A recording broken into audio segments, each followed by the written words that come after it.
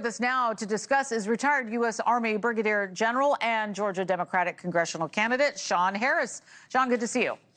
Good to see you, too. Okay, so let's talk about what's going on behind the scenes here and how this is being weighed, because the president is looking at more intense strikes on Iran at this point, from what we're being told. And some are arguing that stronger military pressure is really the only language that Tehran understands, so that's what it has to be. But others are saying it does risk making the conflict even harder to contain and eventually get out of. So how do you see it? Yeah, last night things went into a low. You didn't see any strikes, but that does not mean that the military is pulled back and taking time off. That simply means that they're actually resupplying, making sure they have their plans together. And this past Friday, the president and his senior staff was trying to figure out what was going to be his next steps. So I think here in the next 24 to 48 hours, we will see what that decision is going to be. And again, I believe we're still a ways away from getting back to the negotiating table. Yeah, and in terms of timing, Trump has been saying that the U.S. is ready to increase military action, but he's not going to rush that decision. Let's listen. Have you made a decision about the major strikes that you were referring to? Look, there are two ways. I consider that the smarter way, but the other is probably the easier way, doing what we're doing. And we can take that to a much higher level if we want to. We're prepared to do that. As you know, we're locked and loaded. We're locked and loaded and ready to go, but we're talking to them. So I think while we're talking, we'll see what comes of it. Despite what everyone says about the election, I'm not in a hurry. All right. So if you were looking at some type of a list of things that he's weighing, what is that list? What is he thinking about before making that decision, if you could speculate, and how much longer should he wait? Well, the very first thing, I would never advise the president to tell the news or anybody when he's making a decision or what decision he's going to make. And then secondly, we get into the list of things that he's weighing out is where are we right now with the Iranians? Because even though we don't talk about it too much, it's still conversations happening behind the scenes. And he wants to get back to the negotiating table.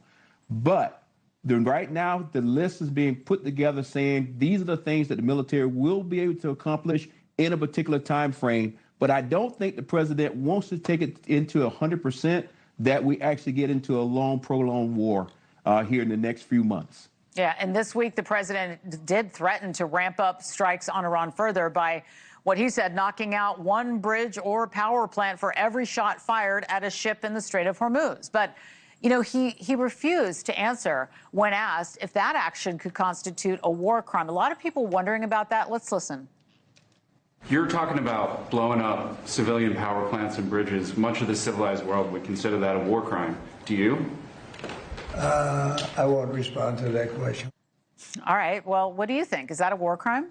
Yeah, it's very clear. If we are hitting civilian, the key word is civilian bridges and all those things, that is a war crime. However, if it's a bridge, use an example what they just hit last week. If it's a bridge that's actually being used by the military for resupply or something of that nature, but yes, the civilians also use it, then that is not a war crime. But the key here is making sure what strategic asset are they hitting and why, and then who's actually using it. And that's when all our lawyers will come into play.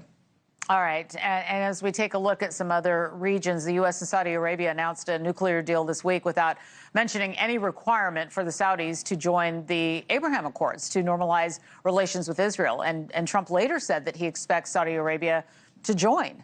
And that's despite the kingdom insisting on a path to Palestinian statehood first, which is something that Israeli Prime Minister Netanyahu has rejected. Let's listen to this together. Nobody got out ahead. I mean, I just say that in order to do it, they have to be a member of the Abraham Accords, which have been very successful. But it's time now that they do it. And we want them to, it's a two-way street, and we think it's very important for the future of the Middle East. The Abraham Accords have been incredibly successful for the countries, as you know, for the countries in them. And I think it's very important. So, at some point they'll join.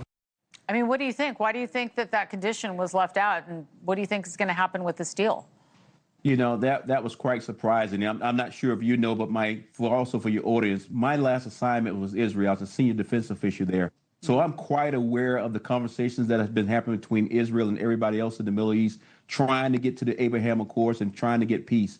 I was quite surprised the other day that when it was signed, and then the very next day the president announced that a new stipulation was to join the Abraham Accords. I think a mistake was made there, and that's because this mistake was made. This is going to draw things out in the Middle East, and it's going to be very hard now to get the Saudi Arabia team to come on board and support Israel. Wow. Well, the Senate, and thank you for that perspective.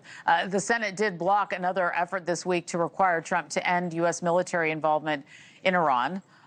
When we take a look at where Congress is with this, do you think that Congress should have a larger role deciding how far this goes? Or does Trump need maximum flexibility right now to just kind of manage what's happening? The reality of it is we're well past the 60 days of the War Powers Act.